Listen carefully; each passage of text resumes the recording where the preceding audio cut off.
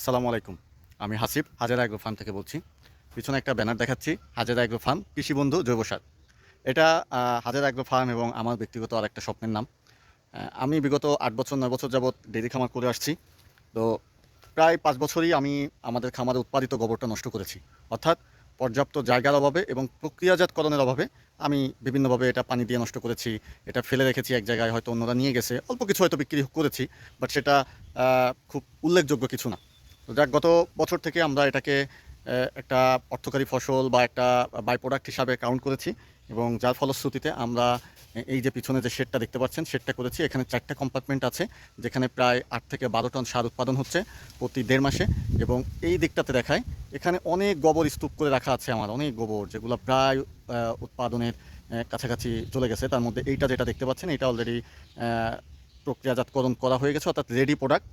ওই দূরে দেখতে পাচ্ছেন রেখেছি, এদিকে অনেক রাখা আছে।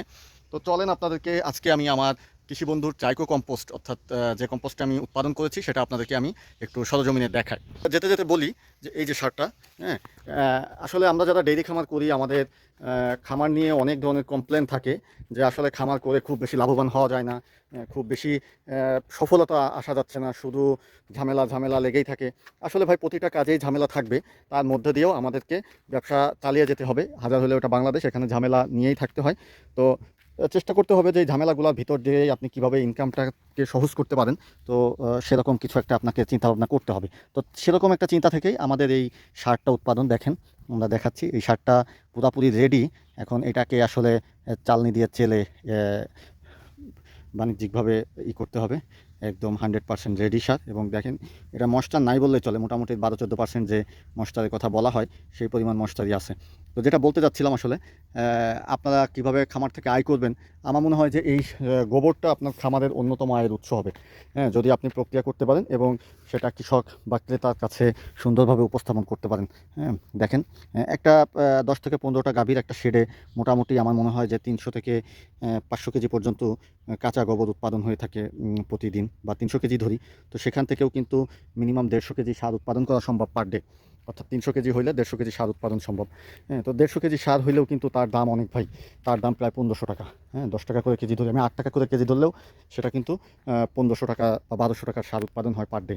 কিন্তু আমরা এটাকে ফেলে দিই বা কী করব বুঝতে পারি না নানাভাবে। আপনি দেখেন, যদি 1200 টাকা হয় তাহলেও কিন্তু প্রতি বছর আপনি প্রায় অনেক টাকার সার বিক্রি করতে পারবেন। অর্থাৎ মাসেই প্রায় 35-36 হাজার টাকার সার আপনি উৎপাদন করতে পারবেন। এবং বছরে তাহলে হিসাব করেন প্রায় 4 লাখ টাকা আপনি এখান থেকে খুব সহজেই উৎপাদন করতে পারবেন, যেখানে কাঁচামালটা আপনার নিজস্ব। আপনি শুধু কিছু ইনগ্রিডিয়েন্টস বা উপাদান এখানে যোগ করলে একটা উৎকৃষ্ট মানের জৈব সার উৎপাদন হবে।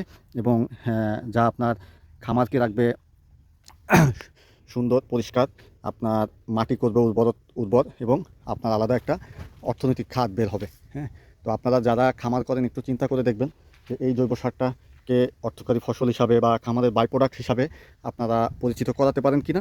এটা খুব সহজ পদ্ধতি, আপনি যে কোনো কৃষি অফিসে যে এই পদ্ধতিটা জেনে বা হাতে কলমে শিখে নিতে পারেন। এবং আপনি খুব অল্প খরচেই, সবার যে এরকম একটু শেড করতে হবে এরকম না, জাস্ট রোদ এবং বৃষ্টি থেকে সারটা যাতে রক্ষা পায় এমন একটা করে আপনি দেশীয় পদ্ধতিতে ইট কাঠ ব্যবহার না করেও নর্মালি খুব কম খরচেই আপনি এই সব সার উৎপাদন করতে পারবেন। এবং এটার বাণিজ্যিক ভ্যালু আছে, যদিও আমাদের কৃষকেরা এখনও এটাতে অত বেশি অভ্যস্ত না, কিন্তু তারপরেও আমি বলবো যে অদূর ভবিষ্যতে এটার খুব ভালো একটা চাহিদা তৈরি হবে, এবং আপনি এখান থেকে খুব ভালো ধরনের ইনকাম করতে পারবেন।